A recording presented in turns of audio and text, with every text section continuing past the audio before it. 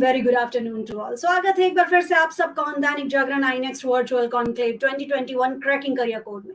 दोस्तों, कोविड की second wave के दौरान लगभग हम सभी बहुत सारे एक्सपीरियंसेस से गुजरे, जिसमें बहुत से खास तरह के चेंजेस को एक्सपीरियंस किया हमारे स्टूडेंट्स ने भी।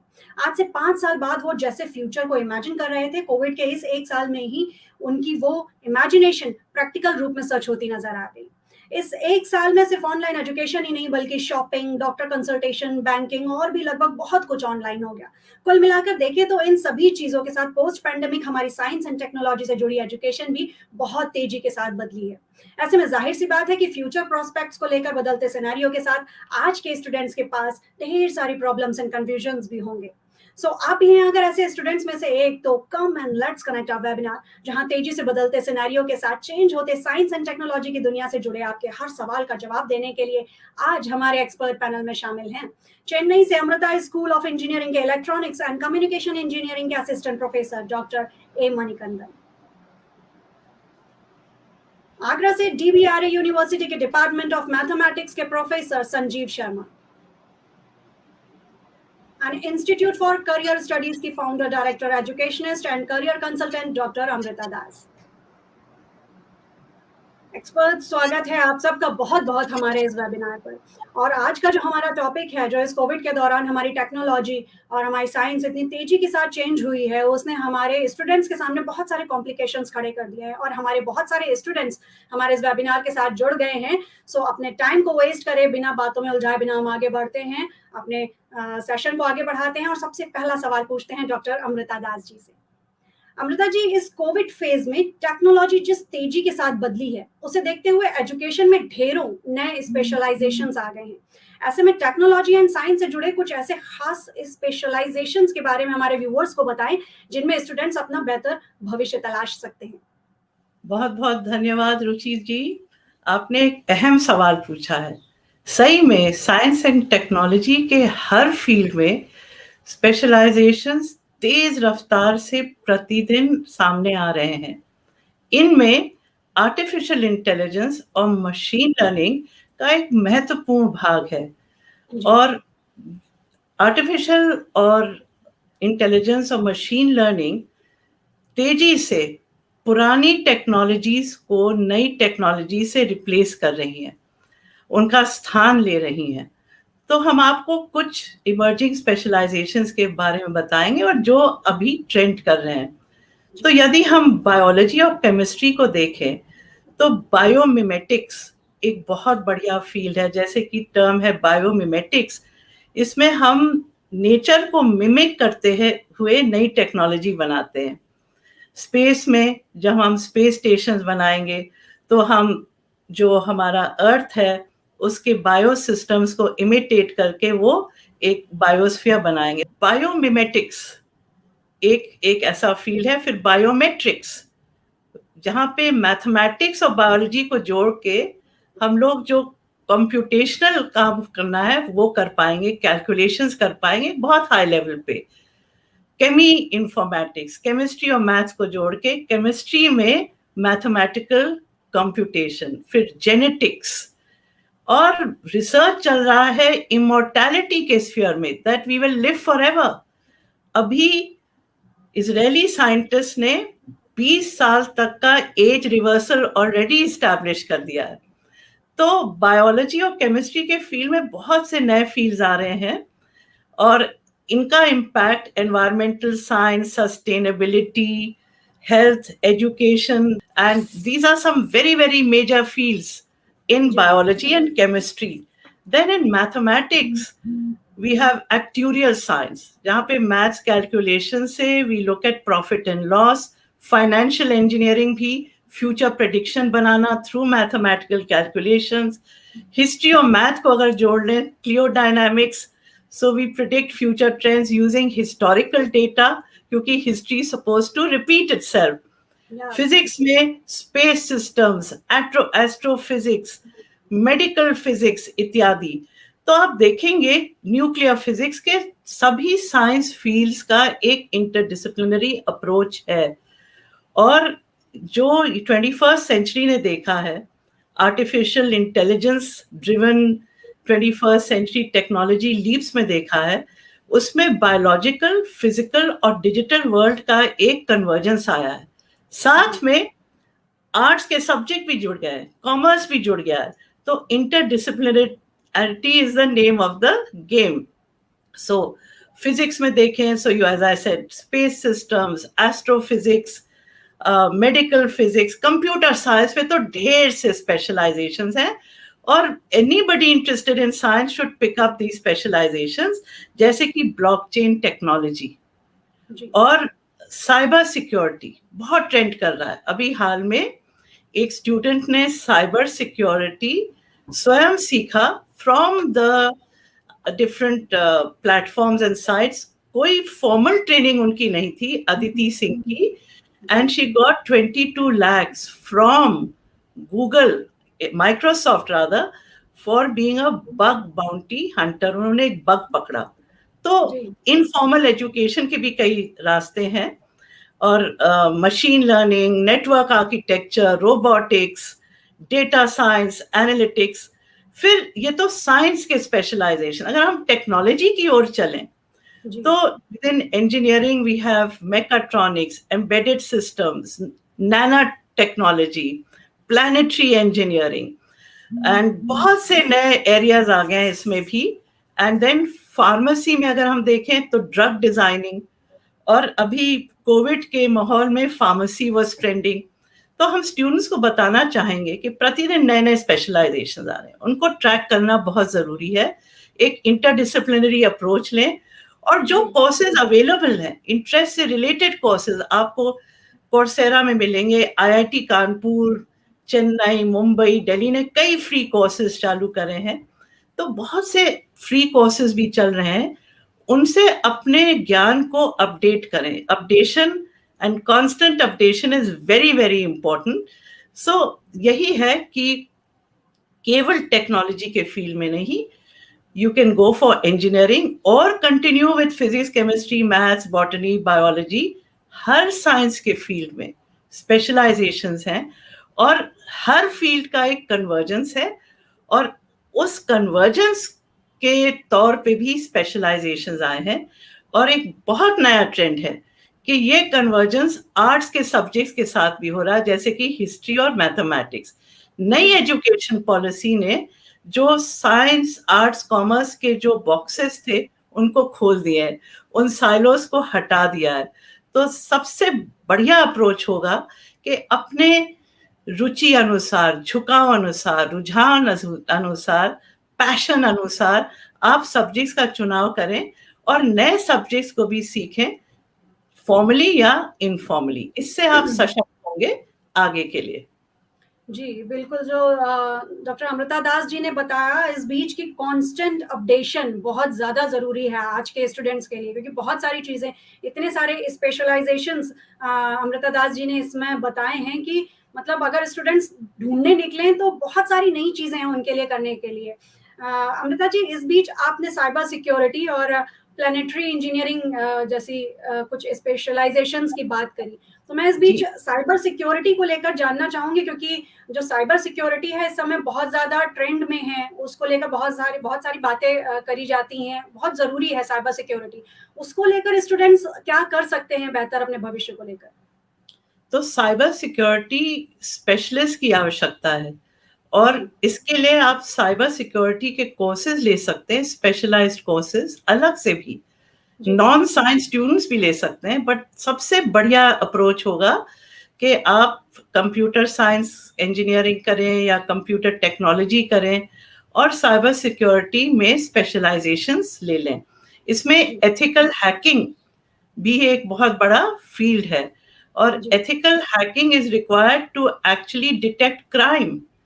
बहुत से ऐसे वेबसाइट्स हैं जो साइबर क्राइम से जुड़े हुए हैं, तो उनको पकड़ने के लिए cyber security experts know how to do ethical hacking to catch such criminal activities as well. और ये भी हो रहा है कि आपका जो आइडेंटिटी है, आइडेंटिटी थेफ्ट्स हो रहे हैं जी। आपके आइडेंटिटी को लेके मॉर्फ करके कोई आपके नाम से काम चलाने लगता है, जी, वो जी, अच्छा भी काम हो सकता है और क्रिमिनल एक्टिविटीज भी हो सकती हैं। तो बिल्कुल। आइडेंटिटी थेफ्ट्स को कैच करना, चाइल्ड पोर्नोग्राफी को कैच करना, ये सब साइबर सिक्योरिटी के द्वारा बहुत सा अच्छा काम चल रहा है, फ्यूचर जबरदस्त है। फिर जी, बग्स पकड़ना, जैसे कि सिस्टम्स में जो बग्स आ जाते हैं, जो जी, प्रॉब्लम्स आ जाती हैं, वो भी साइबर सिक्योरिटी के एक्सपर्ट्स पकड़ लेते हैं। जी, साइबर्स और जितने कंप्यूटर सिस्टम्स हैं, जी, उनको जो हमारे जो खिलाफ होते हैं, जो हमारे पक्ष में नहीं होते हैं, वो सिस्टम्स को पेनिट्रेट कर लेते हैं, क्रैश कर देते हैं, जी, और बैंकिंग इंफॉर्मेशंस का डेटा आपका ले लेते हैं, चुरा लेते हैं। तो साइबर एक्सपर्ट्स की आवश्यकता हर ही क्षेत्र में, हर क्षेत्र में, फ्रॉम बिल्कुल। Education to finance to government, you need cyber security experts. इससे जुड़े हुए लॉ के भी एक फील्ड है इससे जुड़ा हुआ, दैट इज साइबर लॉ। तो यदि जी, आप कंप्यूटर्स में इंटरेस्टेड हैं, लॉ में इंटरेस्टेड हैं, आप साइबर लॉ कर सकते हैं। जी, आप अगर जेनेटिक्स में इंटरेस्टेड हैं और बायोलॉजी में बहुत ज्यादा इंटरेस्ट है, आप जेनेटिक्स लॉ कर सकते हैं। तो ये भी कई कॉम्बिनेशंस आगे आए हैं, joining science specialization with other specializations. तो जी, तो आपके जो जी, जो जी, डिफरेंट टैलेंट के बिल्डिंग ब्लॉक्स हैं, जो आप जिसमें बहुत ज्यादा इंटरेस्ट लेते हैं, उनको आप जोड़ सकते हैं, और जी, उसमें बहुत मजा आता है, जी, because you can make your passion your profession. बिल्कुल सही कह रही हैं डॉक्टर अमृता दास जी आप। और हमारे जितने भी व्यूअर्स हमसे जुड़ रहे हैं, जितने भी स्टूडेंट्स हमसे जुड़ रहे हैं, उनके लिए जो अमृता दास जी ने बताया कि इस समय जो साइबर सिक्योरिटी को लेकर बहुत सारी चीज़ें सामने आ रही हैं, तो उसको लेकर अगर आपका इंटरेस्ट है तो बहुत सारे स्पेशलाइजेशंस, बहुत सारी चीज़ें डॉक्टर अमृता दास जी ने बताई, आप उनको लेकर आगे बढ़ सकते हैं। Thank you so much doctor Amrita Das ji. And now will come to doctor A Manikandan and ask our next question to him. Uh, Sir, in this present scenario where the trends are changing, which we are talking about, how the candidates related to engineering, science, and technology can be made employable? For this, which type of skills have to be developed in them according to present today's scenario? Yeah, good evening to everyone. It's quite interesting question. In this changing world, in this scenario, even the job market or the industry related to technology, anything, everywhere we can say now it is not a skill. Actually, I can say it is a multi-skill. So the person who is having multiple skill in different dimension, they can only survive. Yes. So the question is how you ask that how can be they can be made employable. So Employable. whatever whenever the student is going to admit to any courses, so they can be employable with some certain conditions. So let me start with a basic first, a very basic one, in which the university they are going to or college they are going to admit how the curriculum and syllabi, whether that is updated as on date, whether this curriculum and syllabi in the particular college or university that has updated already. So studying the old things is not it is useless actually. So the syllabus also has to be updated as on date based on the current trend, based on the current need. So that is the first one I can say. And even after the curriculum and syllabi in the university they are having, how the teaching actually, how they are making the students to learn the things, how they are employing the pedagogical tools in practical. So let me tell you something. This learning should be happen. It is not a traditional teaching learning things. The learning should happen in terms of field visit, in terms of some industry driven projects, or in terms of some digital audio video demonstration. So everything has to be there. So in this way the skills has to be improved. So when we are talking about the skills, I can say there are some important skills. Let me tell you first one, that is communication skill. So the skills the students have to have while they are completing their course are communication, and then collaboration, then critical thinking, and also I can say creativity. So, as all of you know, communication can be developed when they will communicate to each other without any flaws or without any hesitation. So, this can be the students or the graduates should have this communication skill. So, this can be improved during the course duration. So, the students has to be asked to review or present something about the recent advancement that happened in the relevant technological field related to their studies. So, that is very important. So, that is the first skill I can say the students or graduate have to have at the end of the course. And the next skill I can say that is collaboration. So where they they can have this collaboration. So what we can do, we can ask some students from different discipline. One students we can pick from electronics background, and one from computer science, and another from mechanical. So all these can be clubbed, and then they can be asked to complete some interdisciplinary projects. For example, let me tell you something. If you are going to develop autonomous robot, the robot movement of that arm and everything will be purely based on mechanical. And then what are the sensors has to be used, that is purely based on electronics. And then how they can be programmed, how if you want to move left or right, and then if you want to pick something, so all these things has to be programmed. So we can combine the students from different streams, and then we can ask them to do something. There they can learn this collaborative skills. That is the second important skill, I can say. And third one is actually critical thinking. So critical thinking, we can improve this skill, this critical thinking skill. What we can do, we can give some open-ended assignments without giving any specific data. For example, even if you are going to apply any solution for the particular problem, without having any idea about the problem, if you are able to make some solutions without having clues or without any support, so there the students can improve their critical thinking. So before going to solve the problem with already existing in the society, the student has to be trained in such a way. So when they are studying in the university, they should be given the open-ended assignments. So they assume their own data, and then what will be the outcome, then what are the inputs should be given. So in that way, this assignment has to be given. So in that way, we can make the students to improve their critical thinking. And then at last, I can say creativity.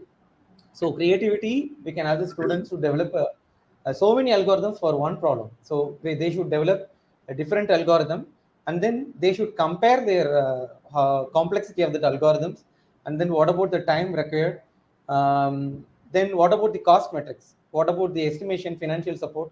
So all these things has to be considered. The student have to develop all those things. So in that way, they can create work. Then finally, the students have to come up with idea which one is an ultimate way to complete that particular task by without compromising quality, and also by checking the complexity and cost metrics and time required for the project. So all these things. So finally, the students or graduate should come up with the final idea. So in that way, they can create the creativity skills. So these are the skills I can say the students have to, or student or graduate, they should have at the end of the course. So the university or college which they are going to admit, so they should be able to make their students to polish their skills in these four important domains. And then if once the students are capable with all these things, so definitely they will get the employment. That's it. Yeah. Okay. Dr. A. Manikandanji, as you have talked about a little bit about critical thinking, can you please explain this critical thinking? What is the really big importance of this critical thinking in the present scenario? Let me tell you some example. We had this in this pandemic time. There are so many inventions made by the engineering students and the engineering domain.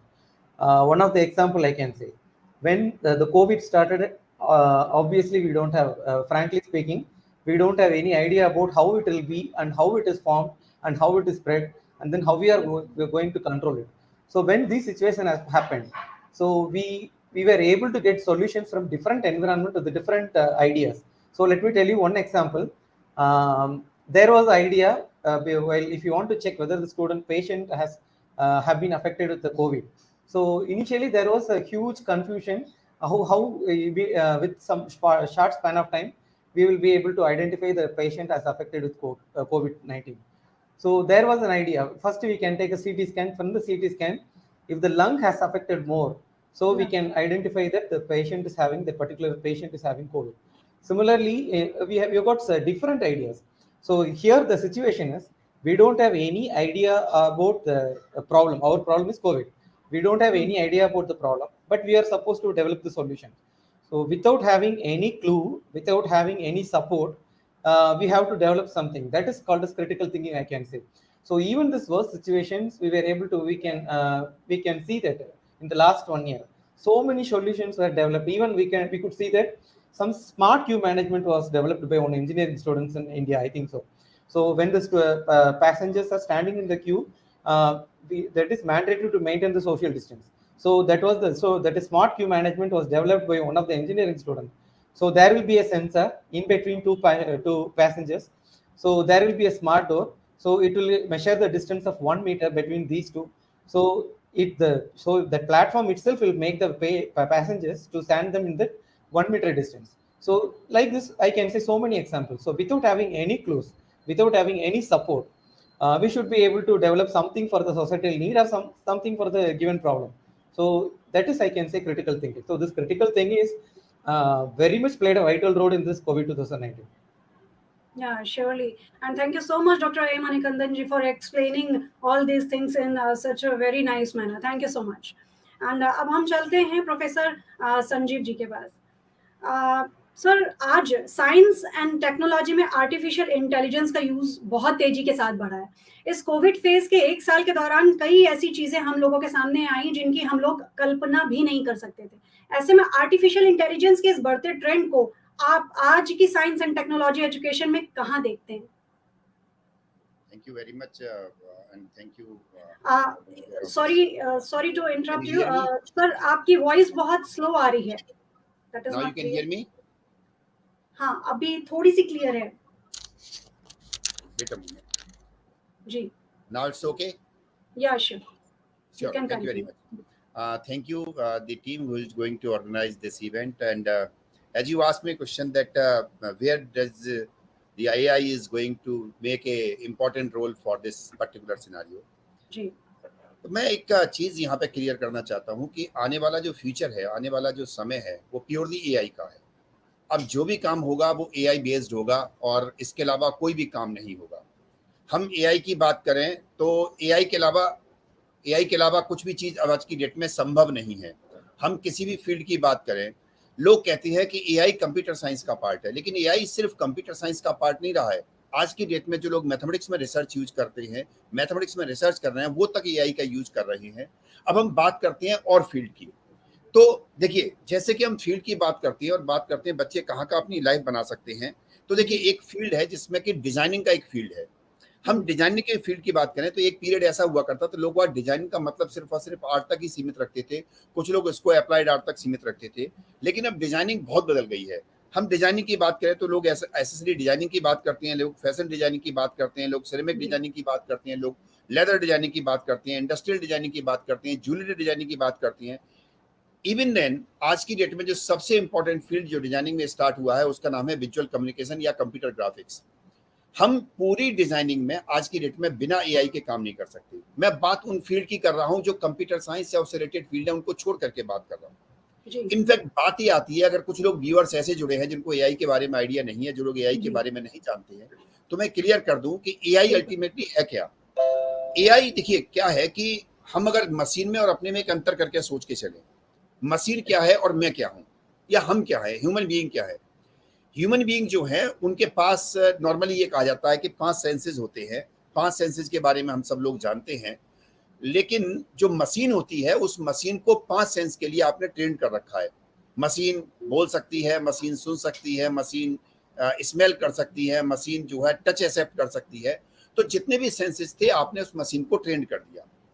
लेकिन जब train कर दिया machine को, उसके बाद human के पास एक different चीज थी, वो मशीन के पास नहीं थी, और वो थी इंटेलिजेंसी, जिसे सेंस की भाषा में कहें तो जिसे आप कॉमन सेंस कहते थे। हम नॉर्मली मजाक में कहते हैं कि ह्यूमन के पास 5 नहीं 7 सेंसेस होते हैं। एक कॉमन सेंस भी होता है और एक नॉन सेंस भी होता है। ह्यूमन ही एक ऐसा चीज है जो नॉन सेंस क्रिएट करता है। तो हम कहते हैं 2 सेंस और एक्स्ट्रा हैं। हम इन 2 सेंस की बात करें तो दोनों सेंस अल्टीमेटली है कि वो इंटेलिजेंसी से जुड़े हुए हैं। नॉन सेंस भी वही होगा जो इंटेलिजेंट होगा, जो इंटेलिजेंट नहीं है वो नॉन सेंस नहीं कर सकता। तो हमें क्या करना था, हमको इस मशीन को इंटेलिजेंट बनाना था। हमारा जो मेन ऑब्जेक्टिव है वो ये है कि हमारी मशीन इंटेलिजेंट हो जाए, मशीन हमारी तरह से कॉमन सेंस को यूज कर सके। मशीन ये बता सके कि अगर बाहर जाकर के आज बादल हैं और उनकी डेंसिटी ऐसी है, उनका जो कलर है उस तरह का है, तो वो ये बता सके कि बारिश होगी अथवा नहीं होगी। ये प्रॉपर्टी ह्यूमन के पास थी। अगर मान के चलिए मैं एक बात कहूंगा, आपने मशीन को ट्रेंड कर दिया कि भाई अगर कोई चीज, देखिए एक सिस्टम होता है ट्रू फॉल्स का सिस्टम, मैथमेटिक्स के बच्चे बहुत जल्दी समझ जाएंगे मेरी बात को। एक सिस्टम होता है जो कि टू वैल्यूड लॉजिक होता है। टू वैल्यूड लॉजिक का मतलब है कि इफ पी देन क्यू, तो पी जो होगा वो या तो ट्रू होगा या फॉल्स होगा, उसके बेस पर जो क्यू है वो ट्रू या फॉल्स होगा। अब कहानी बदल गई।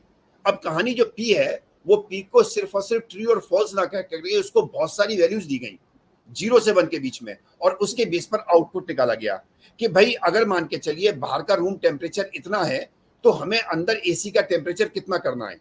तो ये एक मैनुअल सिस्टम हो गया कि आपने बाहर का टेम्परेचर पता किया तब अंदर का टेम्परेचर सेट किया। लेकिन अब कहानी क्या हो गई, ये ऑटोमेटिक क्लाइमेट कंट्रोल सिस्टम है। अब आपकी कार में जो आता है वो ऑटोमेटिक क्लाइमेट कंट्रोल आता है।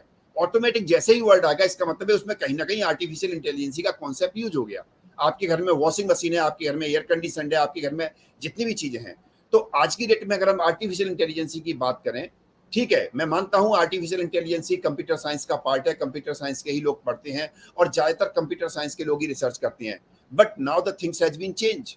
आर्टिफिशियल इंटेलिजेंसी का यूज आने वाले समय में लॉ में होगा, and you wouldn't believe in very near future you will find the use of artificial intelligence in education. Education means teacher education. आज की डेट में चीजें इतनी बढ़ गई हैं, लोग फिजिकल एजुकेशन में आर्टिफिशियल इंटेलिजेंसी का यूज करेंगे। गेम देख करके उसमें, क्योंकि अब गेम जो है, स्पोर्ट जो हो गया है वो टेक्निकल हो गया है, और जैसे ही स्पोर्ट्स टेक्निकल हुआ आप ये मान के चलिए आपको भविष्य तैयार करने के लिए आपको एआई का यूज करना पड़ेगा। तो आज की डेट में अगर हम बात करें, हम चाहे डिजाइनिंग के फील्ड की बात करें, चाहे मेडिकल फील्ड की बात करें, चाहे आप जो है इंजीनियरिंग और उसकी टेक्नोलॉजी से रिलेटेड फील्ड की बात करें, इवन देन आज की डेट में आर्किटेक्चर में एआई का यूज होता है। आज की डेट में जो मैनेजमेंट है उसमें एआई का यूज होता है। मैं एक छोटा एग्जांपल आपको और साथ में देता हूं। एआई, देखिए एक चीज होती है जिसको हम अपनी भाषा में कहते हैं, जो टेक्निकल लोग समझ जाएंगे, एक होती है सॉफ्ट कंप्यूटिंग। दो तरह की कंप्यूटिंग होती है, एक हार्ड कंप्यूटिंग है, एक सॉफ्ट कंप्यूटिंग है। तो जो सॉफ्ट कंप्यूटिंग है, अगर आप उसको थोड़ा सा पढ़ने की कोई कोशिश करें तो आने वाले समय में जितनी भी टेक्नोलॉजी है या जितने भी फील्ड हैं, सब में सॉफ्ट कंप्यूटिंग का कहीं ना कहीं यूज होगा। और अगर सॉफ्ट कंप्यूटिंग का यूज होगा तो आप ये मान के चलिए आर्टिफिशियल इंटेलिजेंस का यूज जरूर होगा। हम आर्टिफिशियल इंटेलिजेंस के बिना आने वाले समय की गणना नहीं कर सकते। अभी आपने देखा होगा इसका इजराइल का और गाजा पट्टी का जो पैलेस्टाइनियन के बीच में एक फाइट चल रही थी। कई बार आप देखते होंगे वो लोग गाइडेड मिसाइल छोड़ते हैं, कई बार ये देखते हैं कि उन्होंने यहाँ से मिसाइल छोड़ी और जो ऑब्जेक्ट है वो अपनी जगह तो पोजीशन बदल गया। पोजीशन बदलने के बावजूद भी उस मिसाइल ने अपने टारगेट को भांपा और टारगेट के हिसाब से अपनी डायरेक्शन चेंज कर ली, and that is because of artificial intelligence only. So artificial intelligence is having a very good use not only in technology in our day-to-day life. जी, मैं जहां तक समझता हूं कि हम सिर्फ एआई की बात करें और एआई आज की डेट में एक ये ना मान करके चले कि मैं कंप्यूटर साइंस का स्टूडेंट हूं तो ही मैं एआई पढ़ूंगा। आप मैकेनिकल इंजीनियरिंग के हैं तो आप एआई पढ़िए, आप इवन देन सिविल इंजीनियरिंग के हैं तो भी एआई पढ़िए। और मैं तो ये चाहूंगा कि एआई एक ऐसा पेपर है, एक ऐसा फील्ड है जिसको बीएससी जैसे पेपर में कंपलसरी करना चाहिए। जी, तो जो प्रोफेसर संजीव कुमार जी ने एआई को, आर्टिफिशियल इंटेलिजेंस को जिस खूबसूरती के साथ एक्सप्लेन करा है, वो वाकई मतलब पूरी उसमें कल्पना उतार के रख दी है। और जो लोग नहीं जानते होंगे आर्टिफिशियल इंटेलिजेंस को लेकर, वो भी बहुत अच्छी तरह से जान गए होंगे कि actually what is artificial intelligence, और आज के सिनेरियो में किस तरह से हमारी रूटीन लाइफ तक में वो शामिल होता जा रहा है, और आगे आने वाले सिनेरियो में कैसे जो पूरी चेंजेस हैं वो आर्टिफिशियल इंटेलिजेंस को लेकर आगे चीज़ें बदलती जाएंगी। And thank you so much professor Sanjeev Kumar ji, इतनी अच्छी तरह से आर्टिफिशियल इंटेलिजेंस को एक्सप्लेन करने के लिए। Now again I want to come to doctor A Manikandan ji, and sir, actually we are talking about the artificial intelligence, so I want to ask to you that looking at the present scenario for the students joining artificial intelligence, what should be the criteria of studies and preparation for them?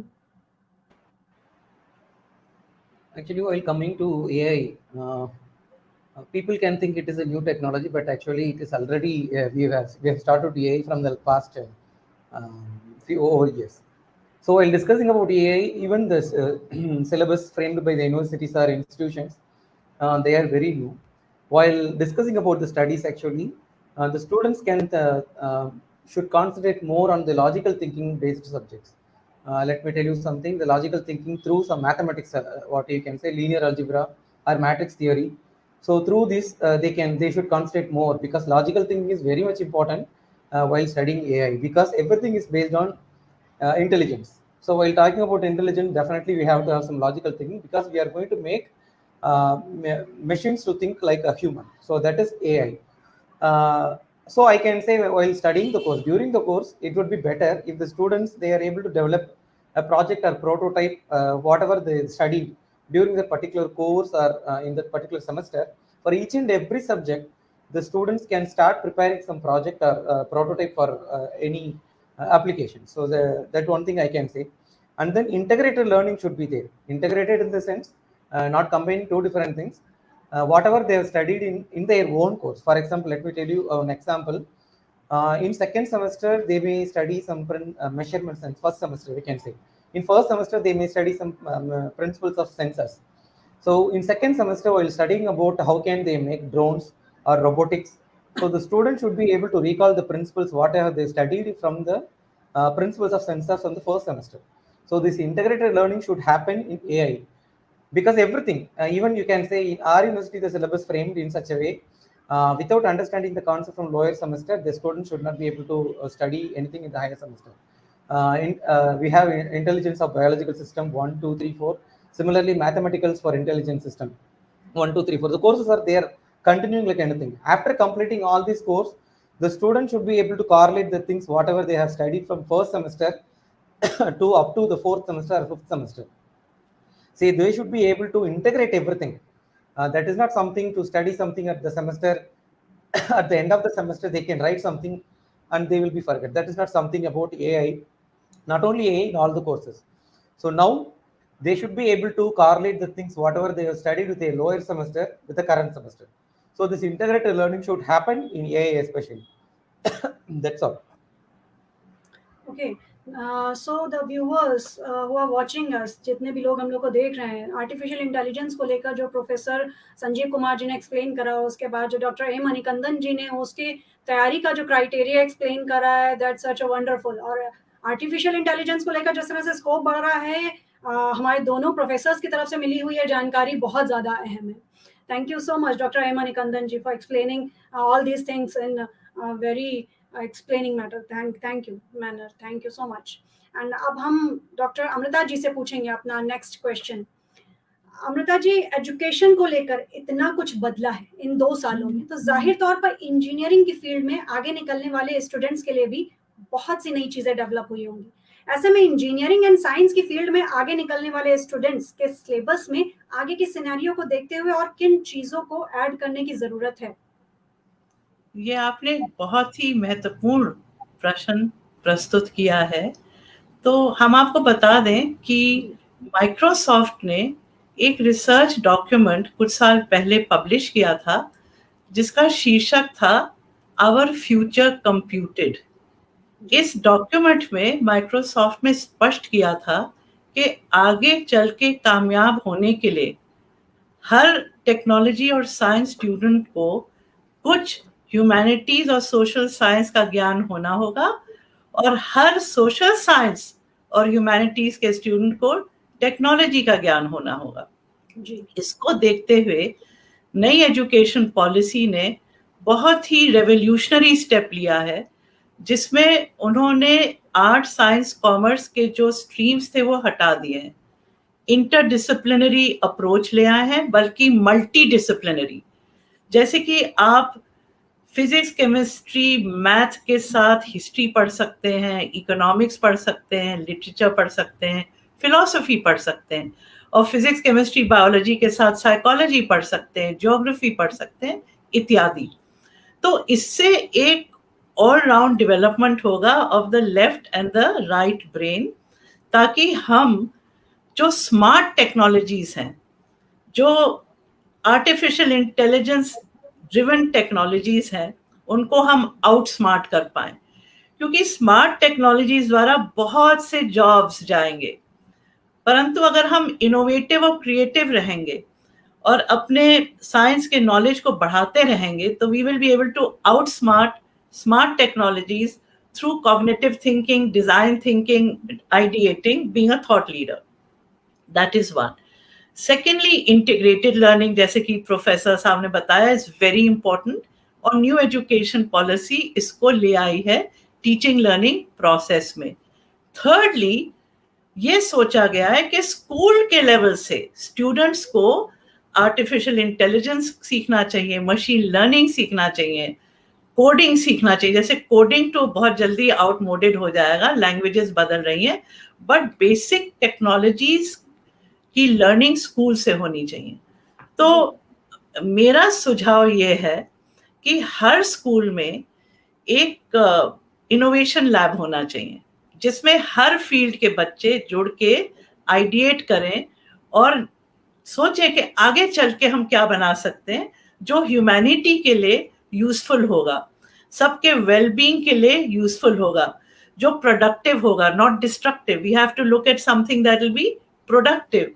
So practical experience, research और projects के माध्यम से बहुत बहुत जरूरी है, और इसके लिए कई प्रोजेक्ट्स और कार्यक्रम चल रहे हैं, मगर ये कम है। जैसे कि department of science and technology ने एक इंस्पायर प्रोजेक्ट निकाला है स्टूडेंट्स ऑफ 11 एंड 12 के लिए। It is innovation in science pursuit for inspired research. फिर साइंस एंड मैथ के ओलंपियाड्स होते हैं to help develop our deep knowledge and competency in science and math. Plaksha university ने young tech scholars का program शुरू किया है।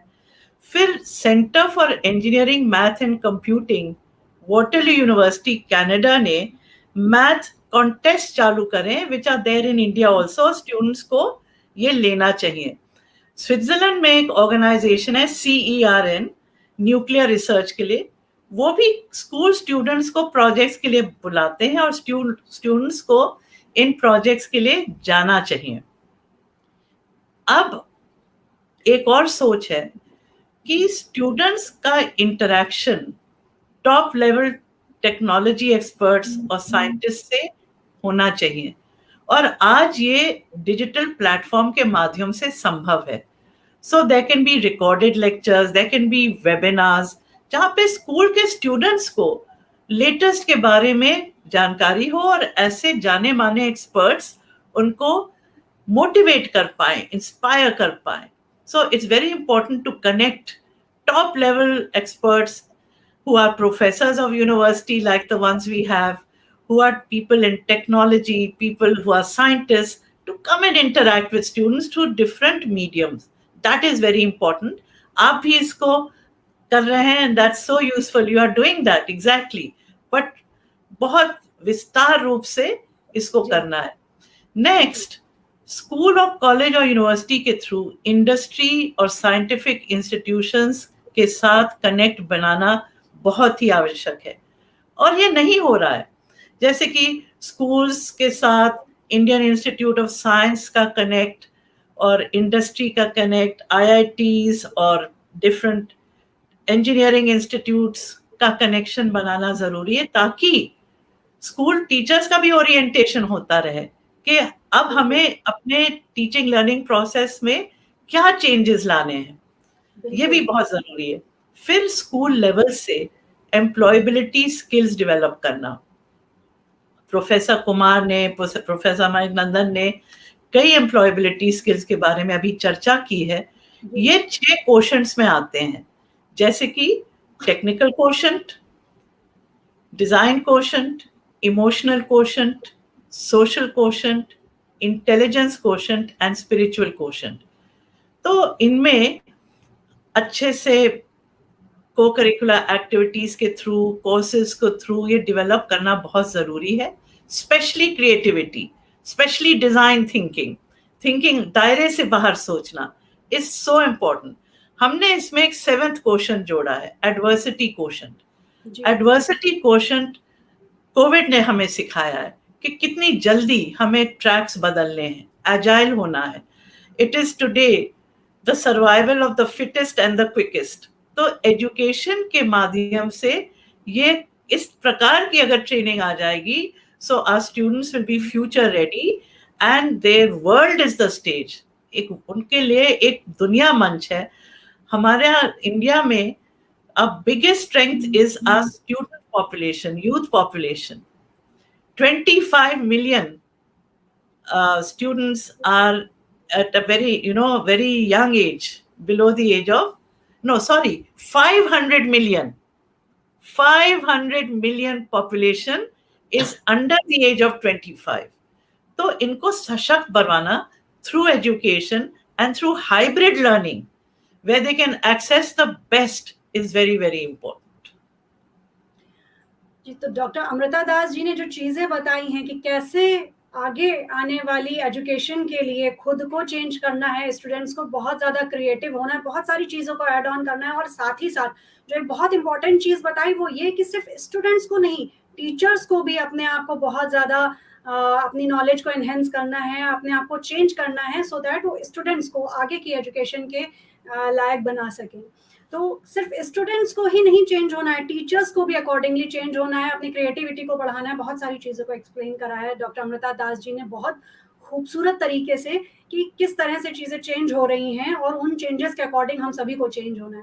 Thank you so much doctor Amrita Das ji. And professor Sanjeev Sharma ji से पूछेंगे अपना नेक्स्ट क्वेश्चन। सर, इंजीनियरिंग की तैयारी करने वाले बच्चों को, जिसके भी हम लोग बात कर रहे हैं इंजीनियरिंग को लेकर, तो इंजीनियरिंग की तैयारी करने वाले बच्चों को किस तरह से खुद को तैयार करना चाहिए? जैसा कि अभी डिस्कशन हुआ कि बहुत ज़्यादा चीज़ें अपडेट हो गई हैं, चेंज हो गई हैं, तो आज के सिनेरियो को देखते हुए किस तरह की उनकी तैयारी होनी चाहिए? बिल्कुल ठीक है, ये एक बड़ा अच्छा प्रश्न है। लेकिन रुचि जी, मैं यहाँ पर एक छोटी सी बात कहूँगा कि एक तो वो बात है जो कि मुझे एक नॉर्मल कोर्स में कहनी चाहिए कि भाई इंजीनियरिंग की तैयारी कैसे होनी चाहिए, और एक दूसरी जो बात है वो है कि जो मैं सोचता हूँ और जो मैंने अपने परिवार में भी इम्प्लीमेंट किया, तो मैं चाहता हूँ कि मैं वो बताऊं जो मैं सोचता हूँ, रादर देन कि पेरेंट्स और बच्चे क्या सोचते हैं। तो मैं अपनी फीलिंग शेयर कर रहा हूँ। देखिए, मैं आपको एक चीज क्लियर कर दूं, जब आपका बच्चा, पेरेंट्स को भी सोचना चाहिए और ये बच्चे को भी सोचना चाहिए, जब वो बच्चा 10th कर चुका हो और स्पेशली जब वो 11th क्लास में आए, तो सबसे पहले पेरेंट को और बच्चे को ये डिसीजन लेना चाहिए कि मुझको करना क्या है, क्या मेरे अंदर उतना कैलिबर है कि मैं एक अच्छी इंस्टीट्यूशन से इंजीनियरिंग कर पाऊं। देखिए, इंजीनियरिंग की स्थिति इतनी खराब हो गई है, मुझे नहीं पता ऑल ओवर इंडिया के और स्टेट्स में क्या स्थिति है, लेकिन जितने स्टेट्स मैंने विजिट किए हैं, हर स्टेट्स में मैंने जाकर के देखा, हालत ये हो गई है, हर 10 किलोमीटर पर, 15 किलोमीटर पर मुझे एक इंजीनियरिंग का कॉलेज नजर आता है। मैं जब पढ़ता था तो मेरे आसपास में के एरिया में इंजीनियरिंग जो है, मैं जिस स्टेट की बात करूं, वहाँ गिने चुने 4 या 5 कॉलेज किसी जमाने में हुआ करते थे पूरे स्टेट में। आज मेरे शहर के अंदर 9 इंजीनियरिंग कॉलेज हैं, मैं किसकी कहूँ। और उन इंजीनियरिंग कॉलेज में स्थिति ये है कि आपका कई बार आलम ये होता है कि मेरे यहाँ एक कॉलेज है, बड़ा फेमस कॉलेज है, मैं उसका नाम कोट नहीं करना चाहता हूँ, उनके यहाँ बीएससी भी चलती है और उनके इंजीनियरिंग भी चलती है, और आप ताज्जुब कर जाएंगे जान करके कि लड़के का मेरिट के बेस पर बीएससी में एडमिशन नहीं होता लेकिन इंजीनियरिंग में हो जाता है। ये कितना बड़ा मजाक है इंजीनियरिंग सिस्टम और इंजीनियरिंग एजुकेशन के साथ। इसको सोचना चाहिए, इस पर पेरेंट्स को भी सोचना चाहिए और इस पर उस बच्चे को भी सोचना चाहिए। मैंने पेरेंट्स का जिक्र इसलिए करता हूं क्योंकि बच्चे को इतनी समझ नहीं होती है। हर बच्चे के अंदर आप क्यों जबरदस्ती करते हैं कि भाई तुम इंजीनियर बन जाओ, क्यों इंजीनियर बनने की जबरदस्ती की जाती है? नतीजा क्या होता है, वो बच्चे को जबरदस्ती इंजीनियरिंग कराई जाती है और वो बच्चा इतने सारे पैसे खर्च करने के बाद किसी लायक नहीं बचता है, क्योंकि इंजीनियरिंग उसने मन से नहीं की होती है। अब देखिए, न्यू एजुकेशन पॉलिसी की बात मैडम ने की, मुझे बहुत अच्छी लगी न्यू एजुकेशन पॉलिसी में एक बात जो कि मैडम ने एलोबरेट कर दी, इसलिए मैं डिटेल में नहीं जा रहा हूँ, कि आप कम से कम ये तो हो गया कि अगर मैं इंजीनियरिंग भी अगर पढ़ूंगा तो अपनी मर्जी का एक सब्जेक्ट चूज कर सकूंगा। मेरा इंटरेस्ट स्पोर्ट्स में है, मेरा इंटरेस्ट म्यूजिक में है, मेरा इंटरेस्ट डांसिंग में है, मेरा इंटरेस्ट डिजाइनिंग में है, तो अगर माँ बाप ने मेरे साथ जबरदस्ती करके मेरे को इंजीनियरिंग भी कराई तो कम से कम मैं एक पेपर अपनी मर्जी का पढ़ सकूंगा और फिर सोच सकूंगा कि जो इंजीनियरिंग मैंने पढ़ी है उसको मैं कैसे उस फील्ड में लगा सकता हूँ। तो सबसे पहली बात तो इस बात का आकलन बहुत जरूरी है, इस बात की एनालिसिस बहुत जरूरी है कि क्या उस बच्चे को वाकई इंजीनियरिंग करनी है, हाँ या ना। ये सबसे पहला प्रश्न। अब अगर उस बच्चे को इंजीनियरिंग करनी है तो ये देखा जाए उस बच्चे का खुद का कैलिबर कितना है। देखिए, मैथमेटिक्स, फिजिक्स और केमिस्ट्री, आपकी अंग्रेजी वीक होगी आपका काम चल जाएगा, आपकी हिंदी वीक होगी आपका काम चल जाएगा, लेकिन ये तीनों पेपर में स्पेशली 2 पेपर ऐसे हैं, मैथमेटिक्स और फिजिक्स, इसके बिना अगर आप ये सोचते हैं कि आप इंजीनियरिंग बहुत अच्छी कर जाएंगे, मैं नहीं मानता हूं। आप कर दें बहुत अच्छी बात है। सबसे पहले फिर ये चेक करिए दूसरे स्टेज पर उसकी मैथमेटिक्स और फिजिक्स कैसा है, और जब आपको ये लगे कि नहीं ये बच्चा इंजीनियरिंग करने लायक है, ये बच्चा किसी आईआईटी को या आईआईटी के इक्विवेलेंट जो एनआईटीज और इंस्टीट्यूशन है वहां पर ये एडमिशन पा जाएगा, तो मेरा मानना है तो उस बच्चे को इंजीनियरिंग की आप तैयारी कराइए। अदरवाइज ये जो नया सिस्टम चल गया है कि बच्चे ने हाई स्कूल किया नहीं और उसके बाद एक डमी एक स्कूल में उस बच्चे का आपने एडमिशन करा दिया और उसके बाद वो कोचिंग की तैयारी कराने के लिए किसी कोचिंग संस्थान में डाल दिया। उसका जानते हैं रिजल्ट क्या होता है? उसका रिजल्ट ये होता है, मैं आपको पिछले साल का एक ट्रेंड बता रहा हूँ, एक आईआईटी के प्रोफेसर से मेरी बात हुई थी। जितनी भी टोटल आईआईटीज थी, उन आईआईटीज में एडमिशन लेने के बाद हजारों की संख्या में बच्चे थे जिन्होंने फर्स्ट सेमेस्टर या फर्स्ट ईयर के बाद आईआईटी को छोड़ दिया। उसके पीछे रीजन क्या था? जब मैंने रीजन जानने की कोशिश की तो 2 ही रीजन निकले। पहला रीजन अच्छा वो था, जो बच्चे अच्छे थे उनको मनपसंद ब्रांच नहीं मिली। ठीक है, मैं मानता हूं आपको अच्छी ब्रांच नहीं मिली, आप छोड़ दीजिए जिनको। लेकिन जो दूसरा पहलू था वो बहुत खतरनाक था, और ये मेरी बात चूंकि फेस टू फेस उन प्रोफेसर साहब से हुई थी, इसलिए मैं आपके साथ शेयर कर रहा हूं। उन्होंने कहा दूसरा पहलू बहुत खतरनाक है, ये वो बच्चे हैं जिन्होंने 3-3 साल 4-4 साल कोचिंग करी, नतीजा ये निकला कि ये ऑब्जेक्टिव क्वेश्चन तो बहुत अच्छा कर लेते हैं, लेकिन जब बात सब्जेक्टिव की आती है और जब पेपर में कॉपी पे पेपर को एलाबोरेट करके क्वेश्चन को लिखने की बात आती है तो ये उसको एलाबोरेट प्रॉपर्ली नहीं कर पाते, ये चीजों को मिस कर देते हैं बीच में से, क्योंकि इनको ये पता है कि इस क्वेश्चन में ये ट्रिक निकालेंगे, ये ट्रिक लगाएंगे तो ये आंसर आ जाएगा। उसका प्रोसीजर नहीं पता उन लोगों को। दूसरी प्रॉब्लम, 4 साल वो कच्चा बच्चा था, 4 साल तक आपने उसे क्लासरूम से दूर रखा, वो क्लासरूम से दूर हो गया। अरे आप विश्वास नहीं करेंगे, वो बच्चे थे जो कि साइकोलॉजिकली डिस्टर्ब भी होना शुरू हो गए, क्योंकि उन्होंने मेहनत बहुत की। तो दूसरा एस्पेक्ट, जब आपको लगे आपके बच्चे के अंदर कैलिबर है तब आप उसको तैयारी कराइए। तीसरी चीज जो इंपॉर्टेंट है इंजीनियरिंग की तैयारी करते समय, देखिए मेरा अपनी जो सोच है वो बताता हूं मैं। अपनी सोच मेरी ये है, कोशिश ये करिए, मेरी एक रिक्वेस्ट भी है पेरेंट्स से, मैं रिक्वेस्ट इसलिए कहता हूं क्योंकि मैंने कई सारे बच्चों को अपने साथ बात करते हुए देखा है, उनकी फ्रस्ट्रेशन को देखा है। कोशिश ये करिए कि बच्चे की जो क्लासरूम टीचिंग है उसे मत खत्म कराइए, उसकी क्लासरूम टीचिंग चलने दीजिए और उसके बाद पैरेलल शाम के टाइम उसको कोचिंग करा दीजिए, वो ज्यादा अच्छा रहेगा रादर देन कि आप उसको फुल टाइम कोचिंग में डालते हैं। और कुछ पेरेंट तो इतनी हिम्मत कर लेते हैं कि बच्चे ने अभी 8th किया है, 8th क्लास का बच्चा कितना छोटा बच्चा होता है, और उसको अपने घर से 400 किलोमीटर दूर 600 किलोमीटर दूर कोचिंग में डालाते हैं, वहां हॉस्टल में छोड़ देते हैं। आप सोचिए वो इतना कच्चा बच्चा है, अरे उस कच्चे बच्चे को तो अभी क्लासरूम टीचर की आवश्यकता थी, एक ऐसे टीचर की और पेरेंट्स की आवश्यकता थी जो उसके ग्रो कर सकें, उसके मेंटल स्ट्रेस को मैनेज कर सके, लेकिन नहीं, वो सब चीजों को खत्म कर दिया गया। इसीलिए कोचिंग कराएं, बहुत अच्छी बात है, मैं किसी कोचिंग के खिलाफ नहीं हूं, मैं किसी सिस्टम के खिलाफ नहीं हूं, लेकिन पहले बच्चे के बारे में एनालिसिस करिए, क्या वो इंजीनियरिंग करने की मादा रखता है, एक कैलिबर रखता है। हाँ, फिर उसके बाद क्लासरूम टीचिंग के साथ उसे कोचिंग कराइए, कंटिन्यूअस बच्चे पर वॉच रखिए, और एक बात बच्चे को सिखा दीजिए कि अगर तुम्हारा आईआईटी में सिलेक्शन नहीं होता है तो कोई पहाड़ नहीं टूट पड़ा, एनआईटी में हो जाता है, बहुत अच्छी बात है, एनआईटी में भी नहीं होता है, और एनआईटी के इक्विवेलेंट बहुत सारी अच्छी प्राइवेट यूनिवर्सिटीज हैं, आपका वहां होता है, बहुत अच्छी बात है। जो प्राइवेट यूनिवर्सिटीज, कुछ को मैं अच्छी तरह से जानता हूं, मैं किसी का नाम कोट नहीं कर रहा हूं, वहां बच्चे का मेंटल डेवलपमेंट और टेक्निकल डेवलपमेंट बहुत अच्छा हो रहा है।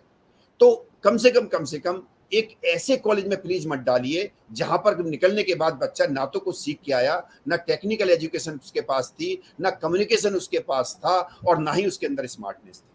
तो इंजीनियरिंग कराइए, बहुत अच्छी बात है, तैयारी कराइए, लेकिन ये सोच लीजिए कि आप इतनी हैवी फीस देने के बाद बच्चे को क्या बनाना चाह रहे हैं।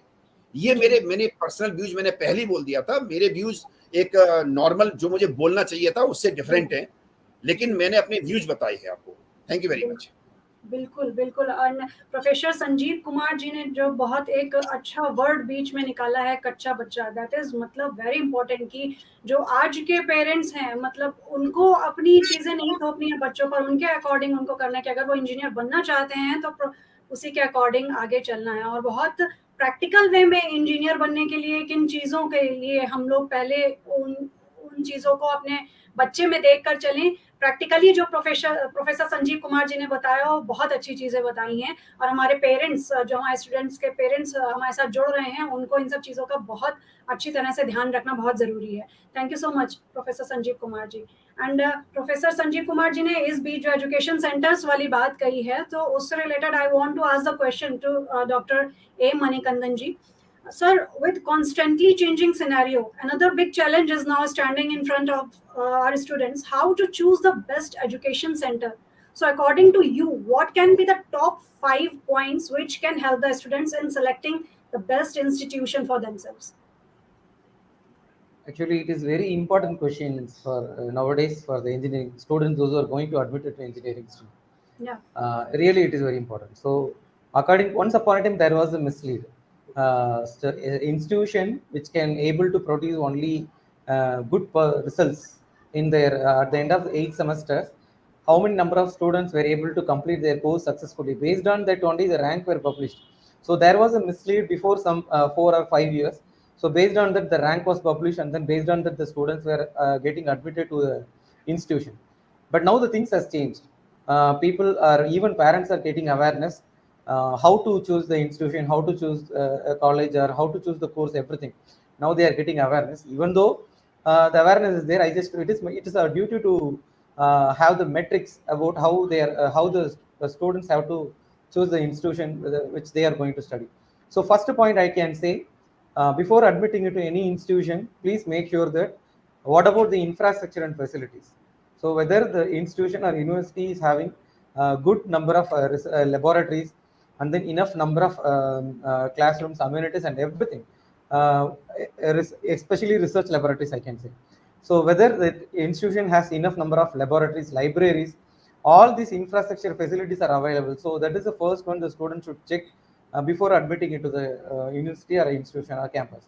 And next point I can say, whether the curriculum and syllabi has been updated. Because before studying the old things, before whatever we have studied before 20 years or 40 years, studying the same things again, now it is useless actually.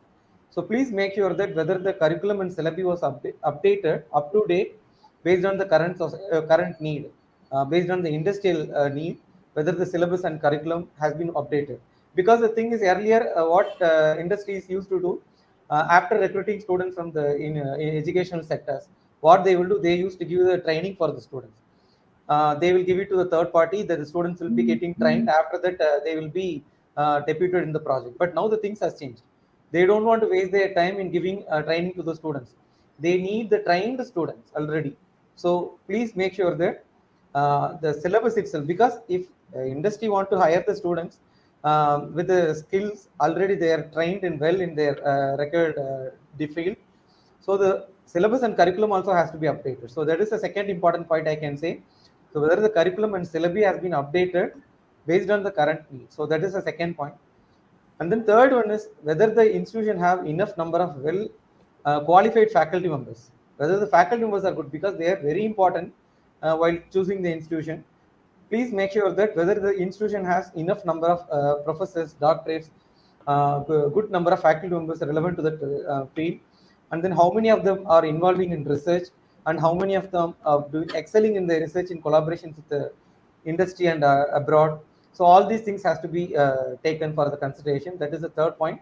Whether you have to check whether the institution or a university have enough number of well qualified faculty members. And fourth point I can say, that is very important point, the placement history. How many number of students have admitted in the campus, and then how many of them have got placement in the sense getting job. For all the students are getting job in software. That is not the thing. Even though the student is getting in mechanical, or the student is getting in EEE, even in EC, ECSE, whether all the students are able to get the job in their core industries. Getting job in software industry is very easy. How many number of students have got placed? Among those students, how many of them have got placed in the core industry? And out of them, how many of them have got placed with the highest package? So all those things also has to be taken care. Along with this, how many number of students were able to get their higher studies in well-reputed universities in abroad in India? So that is the next important point, because most of the institution in India now they are started to give GATE coaching and also coaching for higher studies. So please make sure that how many number of students were able to get the higher studies in the well-reputed institution, both India and overseas. So this is also one of the points you are supposed to consider during admission. Along with this placement and higher studies, how many number of students were able to clear the central government examination in our own country, because that is also very important. So these three things are very important at the outcome. So one thing is actually first one placement, and second one is higher studies, and third one is how many number of students are able to clear the central government examination. So all these things are very important. Fifth point, I just want to say, please contact the alumni of that particular institution before going to admit, because they knows because they are the one they have studied there. Please contact the alumni who have completed the course in that particular institution or university, and contact them. Try to contact at not one. Please try to contact minimum 4 or 5 students or 10 students who all have completed and they are working in some good industries or are pursuing higher studies in good institution in India and abroad. Please try to communicate with them and please get the feedback from those students because they will give the clear picture. One or two students may give the wrong data. You may get a confused idea. Better you can get more number of students feedback from more students those who have completed degree from that particular institute. So these are the 5 important criteria I just want to give the students those who are going to admit to engineering in this year. Okay. तो what Dr. A. Manikandan has told us कि जो 5 points है जिनके basis पे हमें आज के institution का आज के स्टूडेंट्स को जो इंस्टीट्यूशन का सिलेक्शन करना है, the first one is infrastructure, the second one is updated curriculum and syllabus, qualified faculty, the third one is, and fourth one is placement history, fifth one is contact the alumni. इन 5 चीज़ों को ध्यान में रखते हुए अगर students अपने institute का selection करेंगे, अपने एजुकेशन सेंटर का सिलेक्शन करेंगे, तो वो उनके लिए कभी भी गलती साबित नहीं होगा और उसके अकॉर्डिंग चुना हुआ उनका एजुकेशन सेंटर उनको आगे के लिए बहुत अच्छी राह दिखाएगा, उनके फ्यूचर एजुकेशन के लिए हमेशा वो हेल्पफुल साबित होगा. Thank you so much doctor A Manikandan ji for telling us very informative things. And क्योंकि अब हमारे पास समय बहुत कम बचा है और अभी हमारे वेबिनार का जो एक पार्ट है वो पूरी तरह से बचा हुआ है, तो बहुत शॉर्ट में हम अपने एक्सपर्ट से जानना चाहेंगे हाइब्रिड लर्निंग के बारे में. सबसे पहले प्रोफेसर संजीव शर्मा जी से पूछेंगे कि इस सर हम लोग जिस तरह से हाइब्रिड लर्निंग की बात करें तो इस समय हाइब्रिड लर्निंग का चलन बहुत तेजी के साथ बढ़ा है. सो इन शॉर्ट हमारे स्टूडेंट्स को इस हाइब्रिड लर्निंग के बारे में थोड़ी जानकारी दें और साथ ही ये भी बताएं कि आपके नजरिए से हाइब्रिड लर्निंग फ्यूचर एजुकेशन को देखते हुए कितनी हेल्पफुल साबित हो सकती है. थैंक यू रुचि जी. देखिए, the question which you have asked about the hybrid learning, in fact, first of all, I would like to explain what is hybrid learning. So as this is very much clear from the word hybrid, so it means it's a mixing of something. So now the question is, what is the mixing over here? Means we were having an offline mode system, but during this pandemic situation of COVID, we got a new system of learning which is called as online learning system. So we were having the 2 type of classes over here, offline mode classes, and the second one is online mode classes. So hybrid is just a combination of these 2 things. In fact there are now 4 words. One is offline, second one blended, third one is hybrid, and fourth one is online. So when you talk offline classes, means it is 100% offline classes. There is no mixing of anything online available. Like it's just like that. जैसा कि अब तक हमने पढ़ा, हम जैसे class में जाते थे, क्लास में जाके बैठ गए, टीचर आ गए हमारे सर, उन्होंने ब्लैक बोर्ड पर पढ़ा दिया, ये प्योरली ऑफलाइन मोड था. इसके बाद अगला प्रोसेस स्टार्ट हुआ जिसमें कि ब्लेंडेड मोड आया. ब्लेंडेड मोड में एक था जिसको कि कई बार हम अपनी भाषा में स्मार्ट क्लास बोल दिया करते हैं. मैं क्लास लेने गया, मेरे पास एक स्मार्ट बोर्ड लगा हुआ है, मैंने फिजिकल मोड में भी क्लास ली और साथ में मैंने कुछ चीजों को, दुनिया की चीजें जहां से मुझे जोड़नी थी वो मैंने साथ में आकर के जोड़ ली. So that is blended mode. फिर तीसरी चीज आई जिसमें की बात आई हाइब्रिड क्लासेस की, हाइब्रिड मोड की बात आई. हाइब्रिड मोड में क्या था कि एक पार्ट मैंने पूरा लिया और वो पार्ट तो मैंने क्लास में वैसे ही पढ़ाया जैसे मैं पढ़ाता हूं, और एक बचे हुए पार्ट को, अब वो बचा हुआ पार्ट कैसा भी हो सकता है, वो डिपेंड करता है सिचुएशन के ऊपर, सब्जेक्ट टू सब्जेक्ट डिपेंड करता है. वो पार्ट मैंने बच्चे के लिए प्योरली छोड़ दिया. उस पार्ट को बच्चे ने अपनी तरीके से पढ़ा, घर जाके ऑनलाइन मोड में पढ़ा, कैसे भी पढ़ाया, हो सकता है मैं नहीं पढ़ाया हो, दैट डजंट मैटर, लेकिन वो प्योरली ऑनलाइन मोड में था. और चौथा पार्ट जो सब जानते हैं जो कि online means that is completely online. तो हाइब्रिड मोड की जब हम बात करते हैं तो hybrid mode is simply a combination of the offline learning system and the online learning system. So here we are making a combination of these 2, and now because of this typical COVID situation of this entire world, we are not in the position to run the online classes. So in that situation where we are going to organize the online classes, the hybrid mode is much better than the rest of the system in this pandemic situation. क्योंकि बहुत सारा part ऐसा है जिसको मैं online mode में नहीं पढ़ा सकता. जैसे कि अगर कोई बच्चा मैथमेटिक्स का हो तो मेरी बात बहुत जल्दी समझ जाएगा. मैं जैसे कि एक पेपर है फ्लूइड मैकेनिक्स, एक ऐसा पेपर है जो इंजीनियरिंग के बच्चे भी पढ़ते हैं और मैथमेटिक्स में ही पढ़ाया जाता है. मैंने उस पेपर को पढ़ाने की बहुत कोशिश की ऑनलाइन रख करके, लेकिन मैं सच बता रहा हूँ आपको, मैं मुश्किल से 30% ही उस पेपर को पढ़ा पाया. लास्टली मुझे ये करना पड़ा, उन बच्चों को मुझे यहाँ बुलाना पड़ा और कहा भाई सोशल डिस्टेंसिंग के साथ बैठ जाओ, पेरेंट्स से परमिशन ले आओ, मैं आपको पढ़ाता हूँ।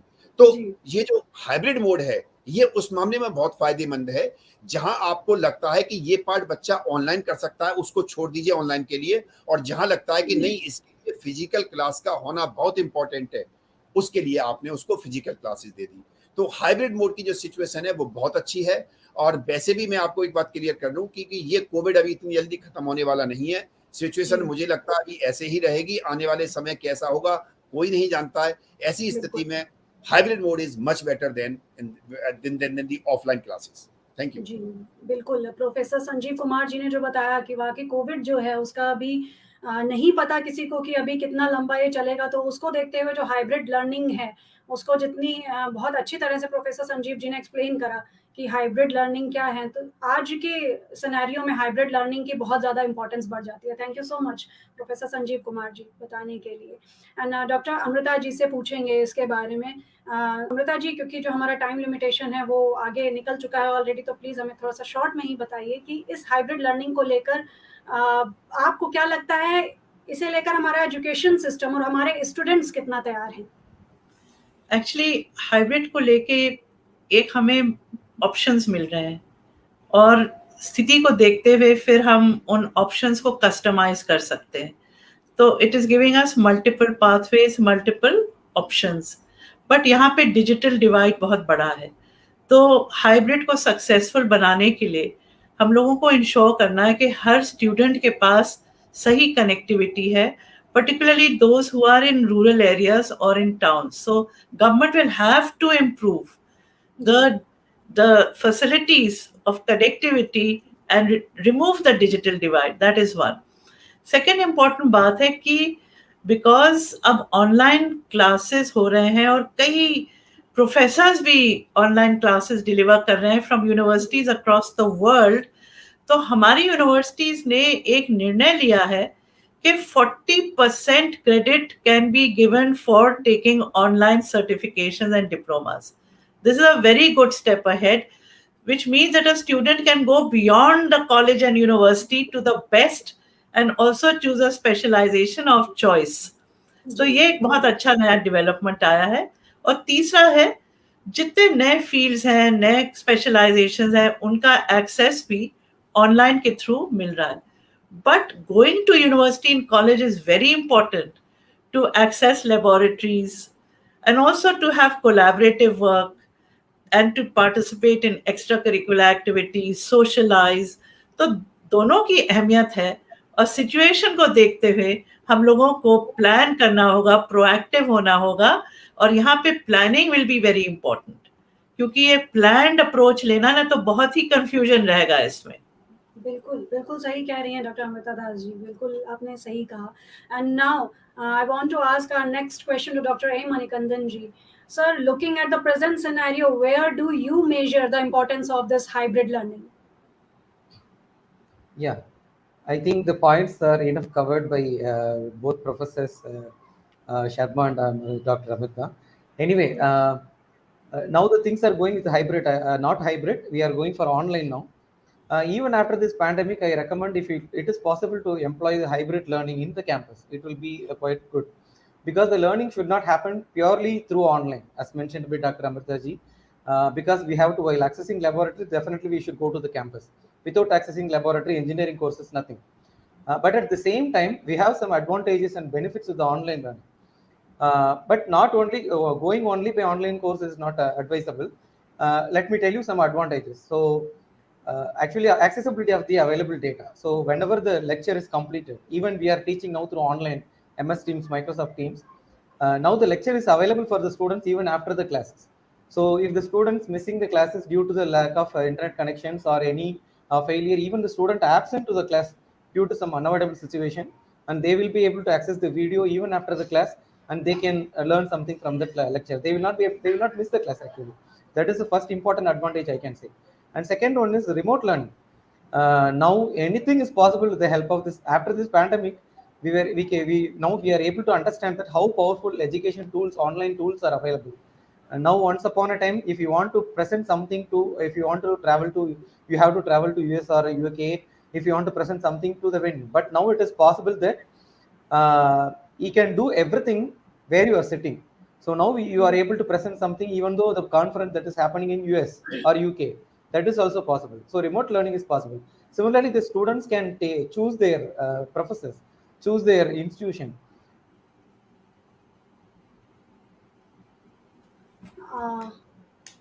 मुझे लगता है डॉक्टर ए मणिकंदन जी से हमारा कनेक्शन ब्रेक हो गया है. Is it so, doctor A Manikandan ji?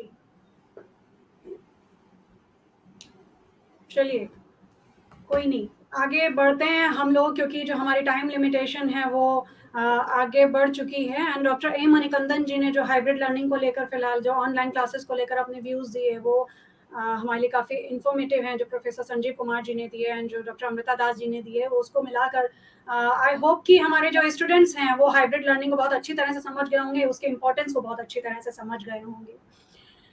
And so post pandemic हमारी साइंस एंड टेक्नोलॉजी ने जिस तेजी के साथ रफ्तार पकड़ी है, उसी स्पीड में हमारे स्टूडेंट्स का भी खुद को और अपनी स्किल्स को डेवलप करना बहुत ज़रूरी है. पर किस तरह, ये हमारे एक्सपर्ट्स ने आज बखूबी बताया. सो वेबिनार को वाइंड अप करने से पहले अपने एक्सपर्ट्स का उनके सपोर्ट के लिए दैनिक जागरण आई नेक्स्ट और हमारे वेबिनार के जरिए जुड़े व्यूअर्स की ओर से मैं बोलूंगी थैंक्स.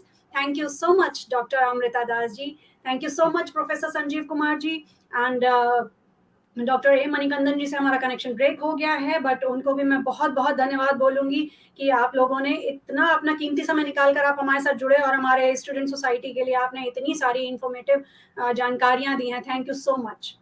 एंड व्यूअर्स, आप रखिए अपना ख्याल, कोविड से जुड़े सभी खतरों के बीच अपनी हेल्थ को भी एजुकेशन के साथ ही साथ रखिए अपनी प्रायोरिटी लिस्ट में शामिल. मिलेंगे फिर आपसे ऑन सेम प्लेटफॉर्म किसी एक और बेहद इंपॉर्टेंट टॉपिक के साथ. तब तक के लिए stay safe, stay healthy and be happy. Take care and bye bye.